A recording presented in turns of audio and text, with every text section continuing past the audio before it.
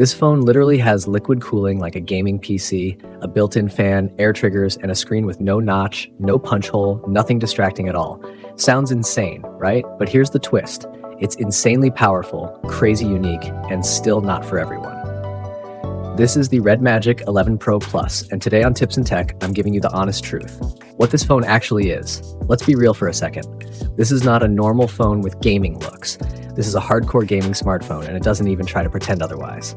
You're getting active air cooling, yes, a real spinning fan inside, a liquid cooling system using special antifreeze liquid, physical air trigger buttons like a console controller, a dedicated console mode switch, and a completely flat 6.85-inch display with an under-display selfie camera. Look around you. People are gaming on phones everywhere. Not everyone plays Genshin Impact, but gaming is officially mainstream now, and this phone exists purely for that audience. Build, weight, and design. Pick this phone up and you instantly feel it. This thing is heavy, around 230 grams, not uncomfortable but definitely solid. You get a metal frame, a very industrial mechanical design, sharp edges, squared corners, similar vibes to Galaxy Ultra phones. The back looks like it has 5 cameras, but let's clear the confusion. One 50-megapixel main camera, one 50-megapixel ultra-wide camera. That's it, no telephoto lens. And honestly, at this price, that's disappointing, but also expected for a gaming-first phone. Button placement, ports, and physical layout. This is where RedMagic goes full gamer mode. 2 air trigger buttons for gaming, console mode switch, cooling air intake vent, volume buttons, power button, bottom USB Type-C 3.2 port with DisplayPort support, SIM card tray, speaker grill, cooling exhaust vent, hot air actually comes out, and yes, absolute win, there's a 3.5mm headphone jack. Gamers, you're going to love that. Inside the phone, a liquid cooling chamber with antifreeze liquid, a physical fan actively pushing air. You can turn fan lights off, turn fan completely off, customize fan sound, choose balanced mode or always on mode. Now the big question, does liquid cooling actually help? Honestly, yes, but not magically. It drops temperatures by a few degrees, but sometimes a few degrees is the difference between smooth gameplay and throttling. In benchmarks, temperatures hit around 47 degrees Celsius. But in real gaming, surprisingly, the phone stays comfortable. That genuinely shocked me. Display. You're getting a 6.85-inch AMOLED display, 144Hz refresh rate, peak brightness close to 2000 nits, PWM dimming at 2592 Hz, which is easier on the eyes. This is not an LTPO panel, so refresh rate doesn't drop to 1 Hz. But the real flex, no notch, no punch hole, completely flat display. The under-display selfie camera is invisible during use. Quality? Average, but we'll talk cameras later.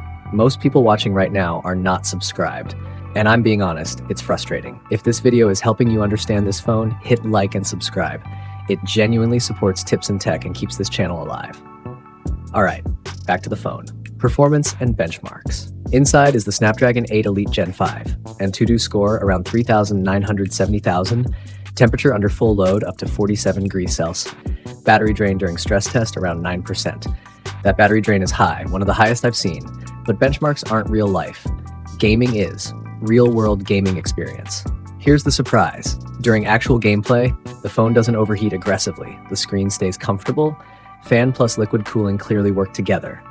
Heavy games like War Thunder feel stable. No frame drops, no burning sensation after 5 to 10 minutes. This is where RedMagic absolutely wins. Call of Duty Mobile, because this is where most phones expose their limits. On the RedMagic 11 Pro Plus, CHD Mobile runs on ultra graphics with max frame rate enabled. The gameplay is locked, smooth, and stable. No random frame drops, even during intense multiplayer matches or battle royale. The air triggers change the experience completely. Once you map firing and aiming to physical triggers, it feels closer to a controller than a touchscreen. Reaction time improves, and long sessions feel less tiring. This is one of those features that sounds gimmicky until you actually use it.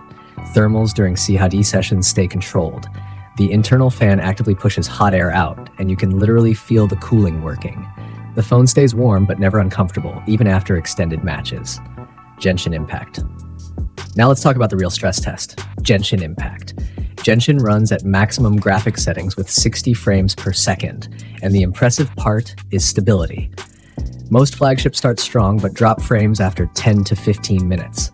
Here, the RedMagic holds performance consistently, even in heavy combat areas and large open zones. Yes, the phone heats up, temperatures can approach the mid-40s in Celsius, but thanks to the active cooling system, performance does not throttle aggressively.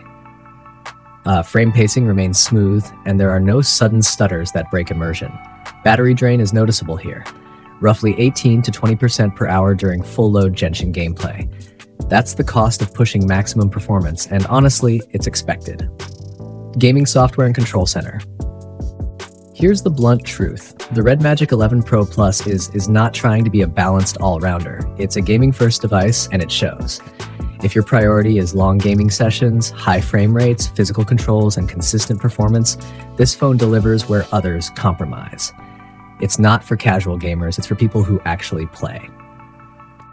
Battery and charging. Battery size is massive, around 7,500 milliamp hours. You get fast wired charging, wireless fast charging up to 80 watts. Battery life is good, not insane. Why? Because cooling system, fan, RGB lighting, high refresh rate, all of that consumes power. You'll get 1 full day easily, maybe 1.5 days with lighter use. This is not a battery king, it's a performance beast. Audio and vibration. Stereo speakers are loud, slightly sharp, not very wide. Music sounds fine, but compared to premium flagships, it's average. Vibration motor feels like a mid-range phone, not flagship level. Software runs Android 16 with RedMagic OS. Animations are smooth, UI feels fast and responsive. RAM options, 16GB RAM, 24GB RAM. Storage options starting from 256GB up to 1TB. Storage type UFS 4.1. Cameras. Cameras are not the priority here. 50-megapixel main camera with OIS, 50-megapixel ultra-wide camera, 8K video recording exists, but stabilization and quality are not great.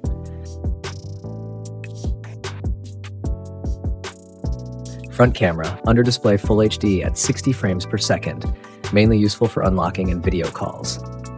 Camera performance is below average for the price. US price.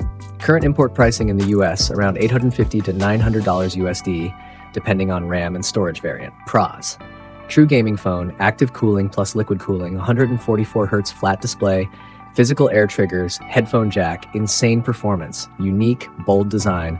Cons, cameras are weak, battery drains fast under load, heavy phone, software feels China-focused, expensive if you're not a gamer. Final verdict, if you are a hardcore mobile gamer and don't care about cameras, you're going to love this phone. If you want an all-around flagship, there are better options. This is a specialized monster, not a balanced phone.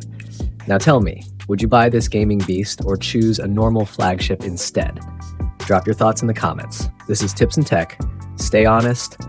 Stay curious. See you next time.